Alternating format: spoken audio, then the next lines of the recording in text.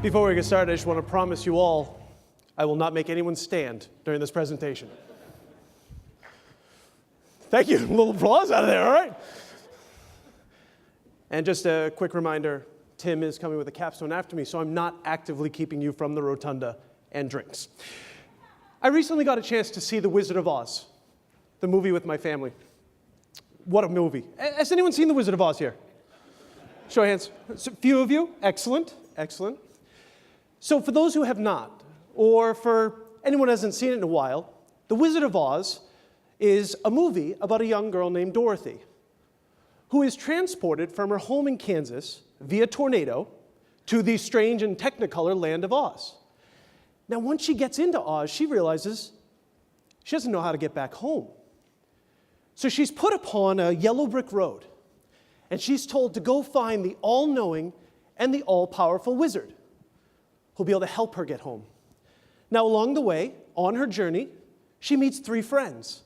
She meets the Scarecrow, who wants a brain, the Tin Man, who wants a heart, and finally the Cowardly Lion, who wants courage. Now, she offers each of them to join her on her journey on this yellow brick road, because if the wizard can help her, why wouldn't he be able to help them as well? They continue along the yellow brick road, and they get to the beautiful Emerald City. And they get into the palace, and finally they get into the throne room of the wizard. And if anyone remembers, the special effects for the time were amazing. The smoke, the lights, the fire, that big green head of the wizard. And what happened next? Spoiler alert. The wizard couldn't help them at all. They didn't need the wizard. The wizard was a fraud. In fact, each of them had the power within them to change their situations right from the beginning. It's even worse than that. They actually delayed fixing their situations because they were waiting for someone else to do it for them. We all have the power within us to change our outcomes and have the impact we're looking for. What a wonderful arc to the day there's been, hasn't there? We started with Tim at a very macro level, talking about all of us and all people and our experiences, behaviors, and beliefs, and how we can change those outcomes. And then we had Dave Ramsden talk about how we can set a vision for our department or maybe our organization. And then Gary talked at a very micro level about how each one of us could affect our personal branding. And now, as Chris said, here I am to talk about everybody's favorite topic, being held accountable. Excellent. But all kidding aside, before anyone goes running from the room, how much does accountability kind of weave its way into each of the conversations we've heard up here? How can I change my outcomes unless I hold myself personally accountable for my behaviors? How about what Daniel Pink talked about? Let's think about personal accountability being the fire that fuels our internal motivation. Well, if Dave Ramsden can help us set a vision, we hold ourselves accountable to that vision. And what better way to affect how people talk about us when we're not in the room than by holding ourselves personally accountable and modeling the way for others? Over the next 15 minutes or so, I'm going to share with you the model we use at Atreon and some of the tips and tricks and language we use to infuse our culture with accountability. I ask each of you this: how much better would your lives be if every member of your team or every member of your department or organization said, I am 100% accountable, and they meant it? I am 100% accountable for service. I am 100% accountable for employee morale. I am 100% accountable for our brand. So why is accountability a hot topic at all? Why is it important? Why should you care? Well, the Biz Journal actually estimates that due to a lack of systemic accountability, corporate America is losing more than tens of billions of dollars a year. Tens of billions. How is that possible? When you think about rework, employee theft, reduced morale, reduced productivity, and even lost business, that adds up to a great deal of money. And I think we can all agree that's kind of a big deal. So why is it so hard? Well, usually, everyone attributes such a heavy-handed and negative definition of the word accountability. We make it seem like it's a bad thing. We like to think a little bit differently at Atreon. We have a positive conversation around accountability. The definition behind me is the definition we train to on accountability. The definition and the model I'll describe today will sound familiar to those of you who've read the book, The Oz Principle. And the Oz in the title references the analogy to the Wizard of Oz in the book. I have the unique opportunity to mentor, coach, and train the future rock stars at Atrion. I run Atrion Academy, which is not only our corporate university, but also our workforce development program. So that includes every training from a boot camp that a customer can attend, to an internal training we deliver, our onboarding program, or any of our bigger programs like our apprentice program or the accelerated engineering programs. And we think that accountability is so important that we actually train every new employee that comes through the door during their onboarding. There's a thin line that separates success from failure. It's a thin line that separates greatness from mediocrity.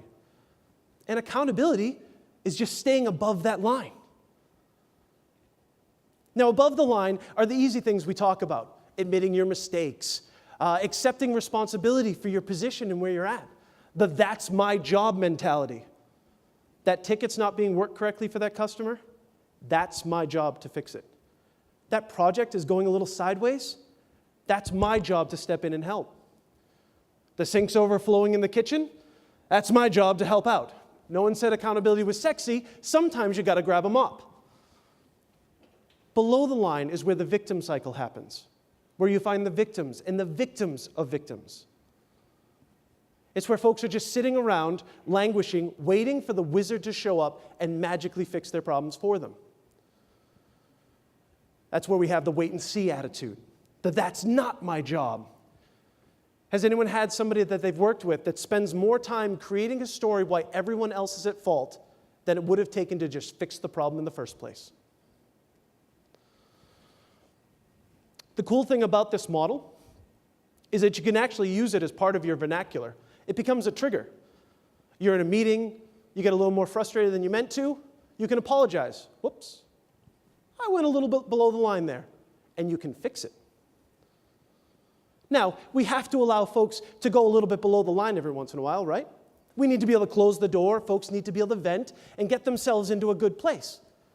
But then just get yourself back above the line afterwards. So I keep myself above the line by following 4 steps to accountability. The first step is to see it, to truly see the problem at hand. Seek out feedback. Look for it. This is my son, James. He recently turned 5. I'm glad he looks more like his mother as well. For his 5th birthday, we took a trip up to Maine to celebrate with his grandparents.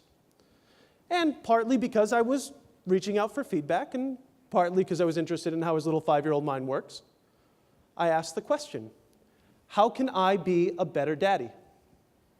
And a lot of things were running through my mind when I put myself out there and asked that question.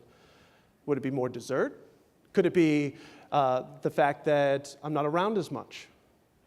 I've been traveling a lot lately, been doing a lot of training, and I haven't been around as much as I wanted. My biggest concern, and my thought was, it's an easy answer. Daddy's not around, I want him home more. That was my expectation. But he surprised me. And what he said was, play with me. And I took a second to think about it, and I said, well, wait a minute. I knew the answer. I've been away. I haven't been around as much. Play with him. And what I realized was James was talking about quality time. James understands I have to work. Mommy and daddy work. When they work, it means money. Money means presents. He likes presents. It's 5-year-old logic. Come to think about it, it's adult logic as well. But he understands that I have to work. He's okay with daddy working. But when I'm home, be home. Play with me. Spend quality time with him. Now, I thought I knew the answer up front, right? I've been away. I need to be home more. I wasn't even close. So when you see it, look for that feedback. Seek it out. See what other people think about your problem. Theodore Roosevelt once said, if you could kick the person in the pants most responsible for your troubles, you wouldn't sit right for a month. The next step to accountability is to own it. to internalize that feedback. Once you get it, take it inside and think about it. What could I have done differently? What were the warning signs I might have missed? Assume responsibility both for the problems, for your situation, and then for the results. That's the cool thing about accountability.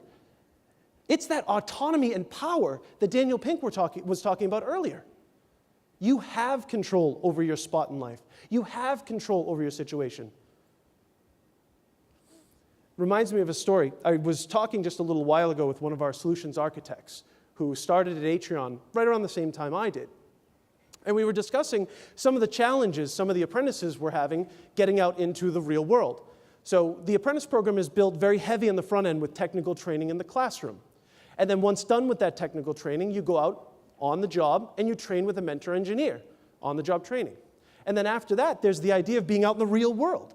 You get a chance to do your solo work on projects and tickets, things like that. And we were worried a little bit about how folks were transitioning into the real world. And we reminisced a little bit about when we started Atreon. When you start at Atreon, there are all these amazing people around you, just some of the smartest people you've ever met. And it's a little daunting to keep up. So we were working our fingers to the bone. We're working the long hours. We're taking on the extra projects. We're labbing over the weekends. We're passing certifications like crazy just to try to keep up with these folks that are already here. But even more than that, and I love how he said this, he said, we just wanted to make sure that nothing went wrong for our customers on our watch. On our watch from a frontline engineer. That is ownership and accountability. From there, we solve it.